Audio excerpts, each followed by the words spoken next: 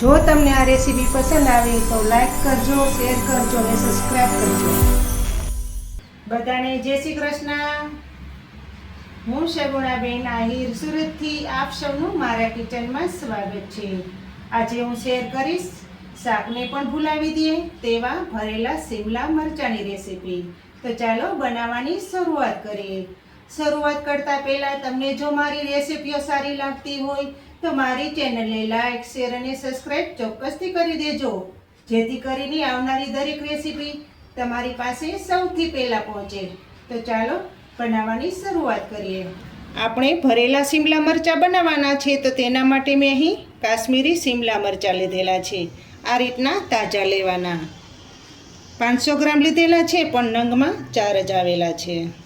મસાલામાં મેં અહીં બાલાજીનું ચવાણું આવે, તીખું અને ખાટું મીઠું તે લીધેલું છે. આ શિમલા મરચાંમાં ચવાણાનો ઉપયોગ કરો તો વધારે સારું, ખૂબ જ ટેસ્ટી બને છે.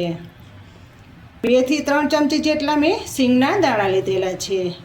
2 ચમચી તલ લીધેલા છે. આ મરચાંમાં તીખાશ નથી હોતી, તેટલા માટે મેં અહીં મરચાં અને લસણની પેસ્ટ બનાવેલી છે અને લીલા ધાણા લીધેલા છે. બાકીના મસાલા ઉપરથી નાખીશું. સૌપ્રથમ તો પહેલાં આપણે જે મરચાં લીધેલા છે તેને વચ્ચેથી કટ કરી લેશું.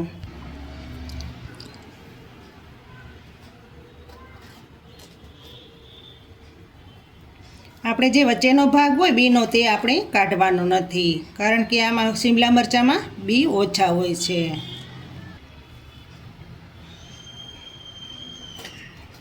મરચાંની અંદર જોઈ લેવાનું ખરાબ તો નથી ને. હવે શિમલા મરચાંમાં ભરવા માટેના મસાલા પીસી લેશું.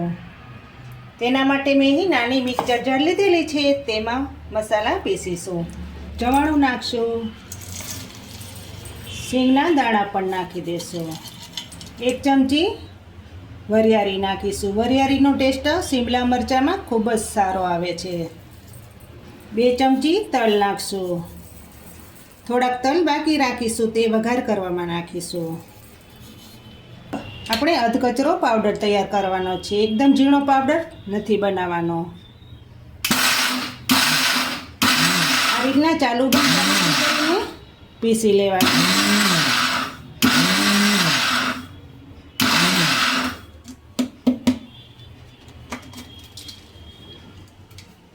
આ રીતનો કરકરીયો પાવડર તૈયાર કરવાનો. પાવડર એક ગ્લાસ રેડી થઈ ગયો છે, તો હવે બાકીના મસાલા કરી લેશું. લસણ અને મરચાંની પેસ્ટ બનાવેલી છે તે નાખશું. આ મસાલામાં તીખા મરચાંનો ઉપયોગ કરવાનો, કારણ કે શિમલા મરચાં એકદમ મોડા હોય છે. 1 ચમચી નમક નાખશું. અડધી ચમચી હળદર નાખશું. 1 ચમચી ધાણા જીરાનો પાવડર નાખશું. 1 ચમચી ખાંડ નાખશું. આ મસાલો ખાટો મીઠો અને તીખો હોય છે. ખટાશ લાવવા માટે 1 લીંબુનો રસ નાખીશું. આ મસાલો ખૂબ જ સ્વાદિષ્ટ તૈયાર થાય છે. મસાલામાં લીલા ધાણા નાખી દેશું. 2 ચમચી તેલ નાખી દેશું. આ મસાલામાં પાણીનો ઉપયોગ નથી કરવાનો. બધું બરાબર મિક્સિંગ કરી લેશું.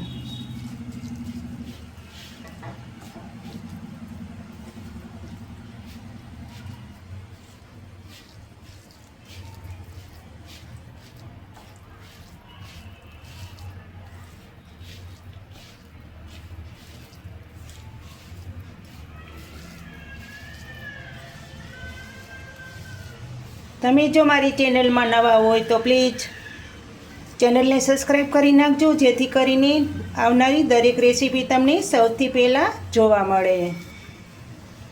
આ રીતનું બધો મસાલા મિક્સિંગ થઈ ગયા છે, તો હવે તેમાં લાલ મરચાંનો પાવડર નાખી દેશું.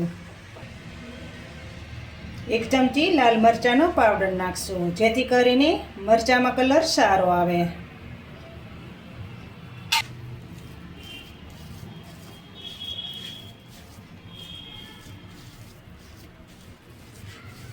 જોઈ શકો છો ને કેટલો સરસ મસાલો તૈયાર થઈ ગયો છે.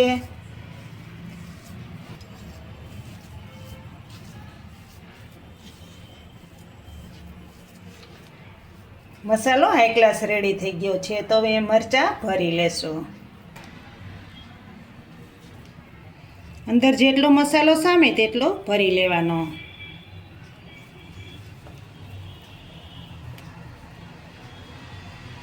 એકવાર તમે આ રીતના ચોક્કસથી બનાવજો, ખૂબ જ ખાવાની મજા આવશે.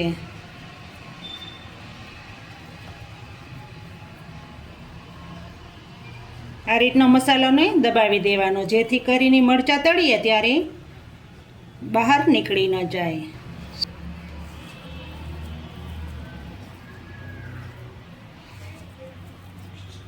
મરચાં હાઈ ક્લાસ મસાલાથી ભરાઈ ગયા છે. આટલો મસાલો વધેલો છે, તે મસાલો આપણે મરચાં પાકી જાય પછી ઉપરથી નાખીશું.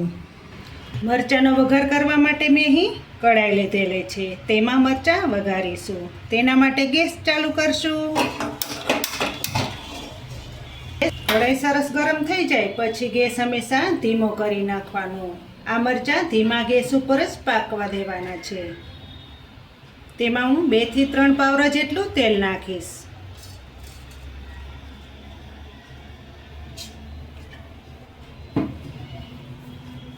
તેલને ગરમ થવા દેશો. મરચાં વઘારીએ ત્યારે ગેસ આ રીતનો ધીમો જ રાખવાનો, જેથી કરીને મરચાં સરસ રીતે પાકી જાય. તેલ સરસ ગરમ થઈ ગયું છે, તો તેમાં 1 ચમચી રાઈ નાખીશું.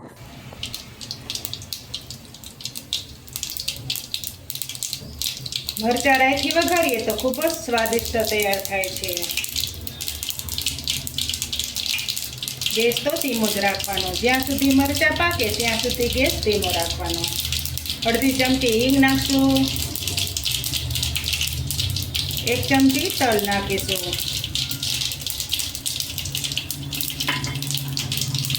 અહીં મેં લીમડાના પાનના એકદમ ઝીણા ટુકડા કરી લીધા છે, તે નાખશું. તેનાથી ટેસ્ટ ખૂબ જ સારો આવે છે. તેમાં મરચાં આવે મૂકી દેશું.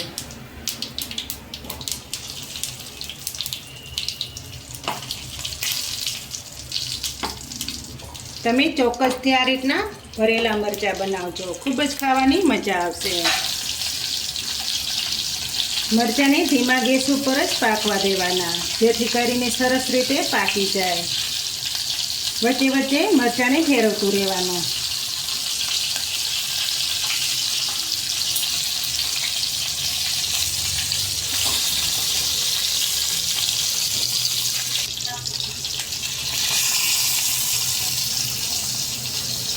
હા, દાજી ન જાય તેનું ખાસ ધ્યાન રાખવાનું.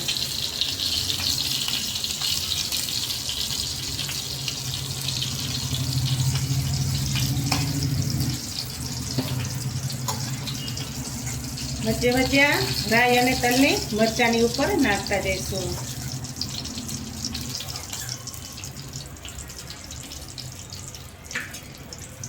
ઉપરથી થાળી ઢાંકી દેશું, જેથી કરીને મરચાં સરસ પાકી જાય. હવે મરચાંને જોઈ લેશું.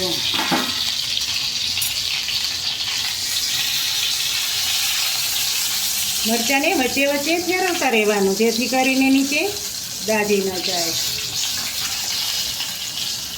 જોઈ શકો છો ને, મરચાંનો કલર એકદમ બદલાઈ ગયો છે.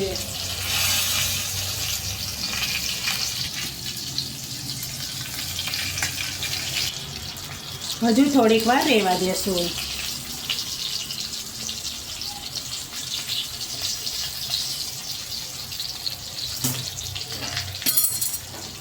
હજુ થોડીક વાર પાકવા દેશું, જેથી કરીને પૂરેપૂરા પાકી જાય. હવે મરચાંને જોઈ લેશું. મરચાં સરસ પાકી ગયા છે.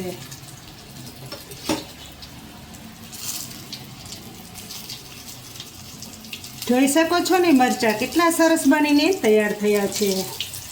હવે ઉપરથી જે આપણે મસાલો વધેલો હતો તે વેરી દેશું, જેથી કરીને મરચાં એકદમ ઉપરથી પણ સારા લાગે.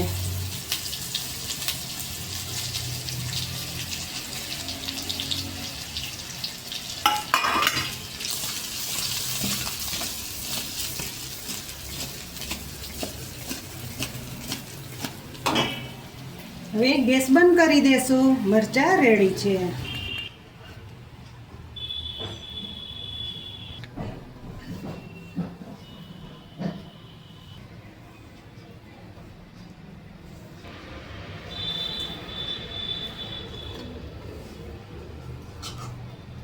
તો તૈયાર થઈ ગયા છે શાકની પણ જરૂર ન પડે તેવા ભરેલા શિમલા મરચાં.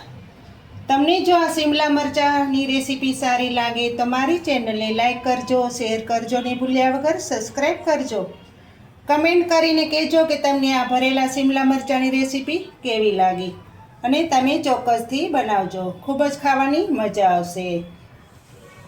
ફરી મળીશું એક નવી રેસીપી સાથે. ત્યાં સુધી જય શ્રી કૃષ્ણ, જય માતાજી.